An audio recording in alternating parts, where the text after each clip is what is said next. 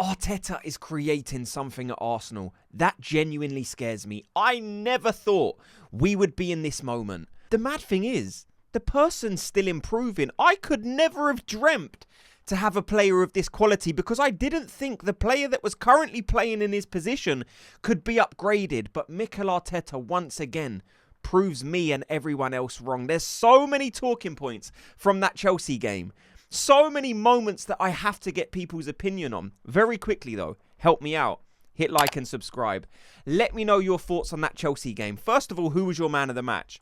For me, the guy that stands above all is Zubimendi. This guy is improving week on week. It's so clear to see that this guy is like the new evolution of this Arsenal team. Mikel Arteta has totally transformed the way that midfield operates for the better, especially if you look at the way Declan Rice and Zubimendi plays together. A large part of that is down to the role of Zubimendi. He is so efficient, so attacking, totally different to what we currently had last season with Thomas Partey. Like this season, Zubimendi's on 4 goals, 3 assists. Last season, Partey finished the season with 4 goals, 3 assists. Already you're seeing a better output from that CDM, which proves the midfield is way more fluid.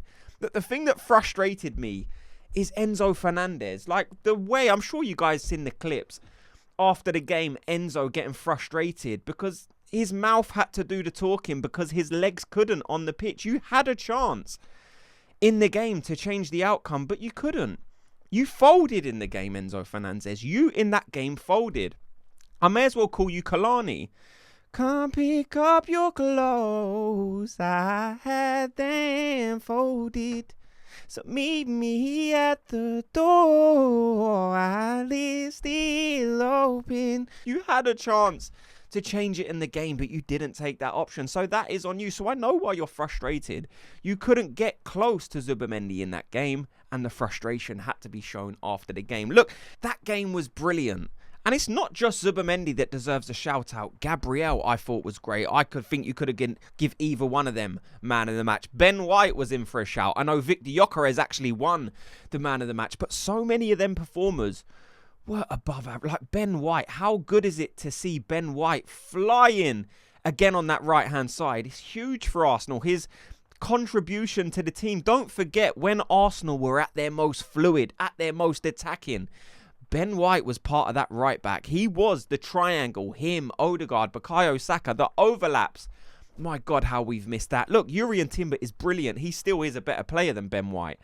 But to have that attacking input of Ben White on that right-hand side and Timber on the left-hand side was so good. And that was kind of what I thought we was getting when Jurrien Timber come in. I don't know if you remember, Jurrien Timber came in. There was some discussion about him moving to right back, but eventually he won that position off Ben White at right back. But that defence was solid.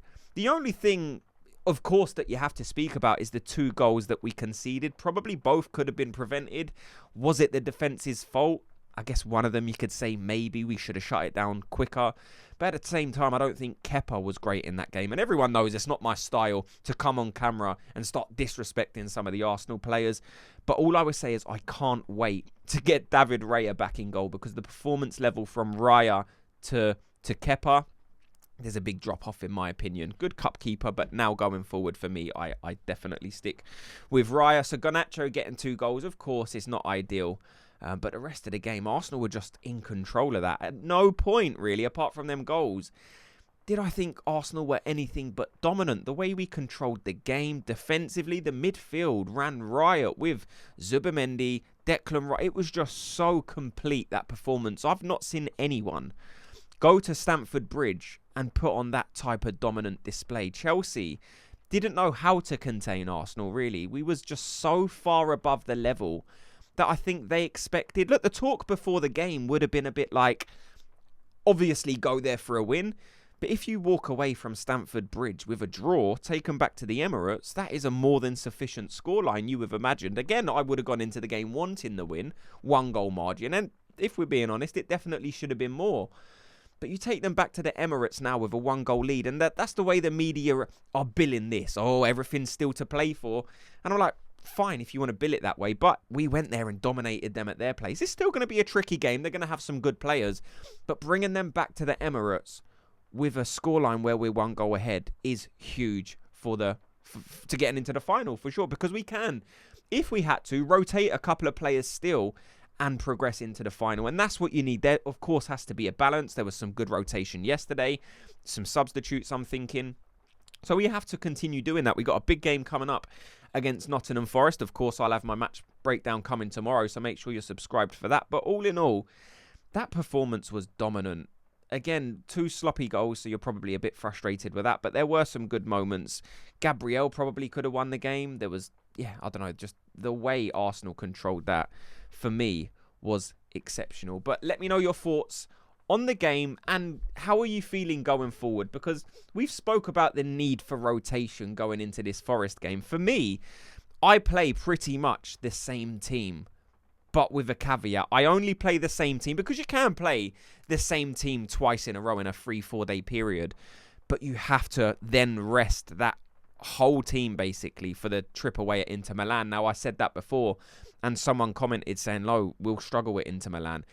Are Arsenal needing to win that game at Inter Milan so bad? And I know there's a monetary gain if you win that game, a couple of £1 million, someone said. So it will be important to Mikel Arteta and the club. But at some point, you have to take a little bit of a hit in order to rest some of your players, surely. Because there's no way that you should be playing your first or your strongest team yesterday against Chelsea and then against Forest and then most of them same players away at Inter, because you will run into burnout, because we have plenty of Premier League games coming up. I don't know if you guys remember, but at the beginning of January, I was saying, right, this is basically our busiest period. If you look at the goals to day ratio, it was mental. Arsenal playing games basically every 3 days, and we're basically halfway through that now.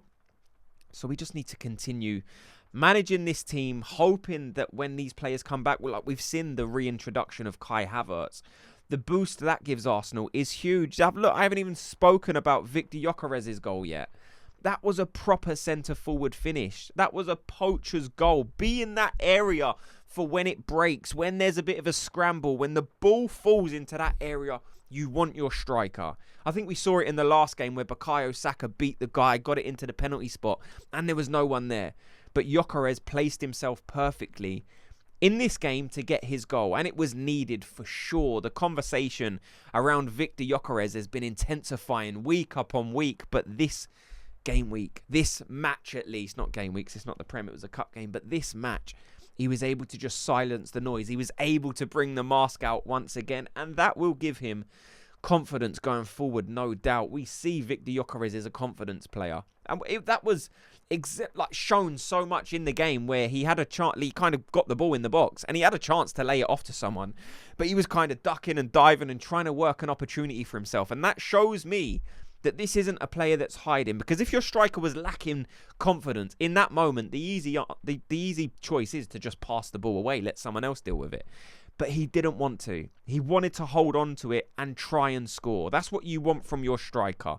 We're seeing Bukayo Saka do that at the moment, and people are getting frustrated with him because his numbers aren't as good this season as previous seasons. So it seems like Bukayo Saka at times is holding on to the ball for too long. And you see it in the Arsenal fan base, everyone getting frustrated. Why is he not passing to Gyökeres?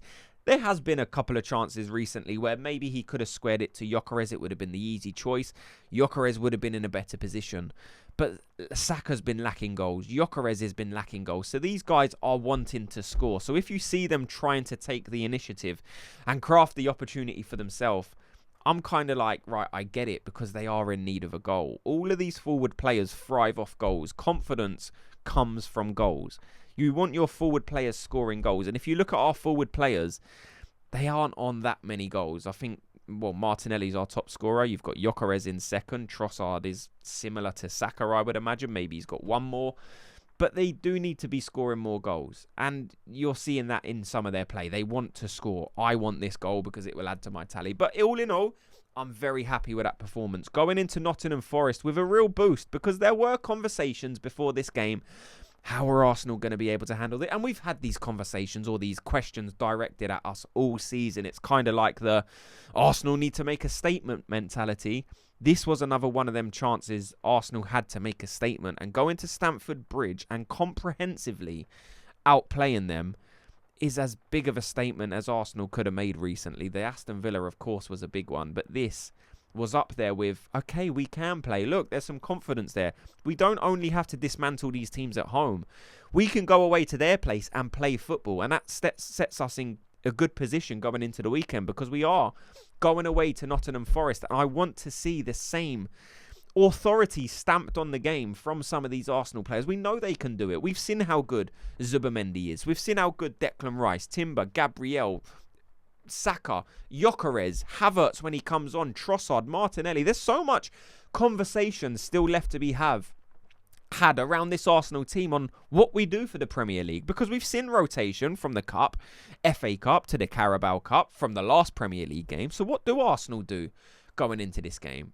We're going to speak about all of those things in tomorrow's video. Like I said, make sure you are liking and subscribing so you stay up to date, and put the bell notification on. There's a little bell in the bottom right hand corner. If you click that, it notifies you every time I drop a video so you never miss one. Like I said, thank you so much to everyone for watching and listening, and I'll speak to you all in tomorrow's video. Gooners, have a good day.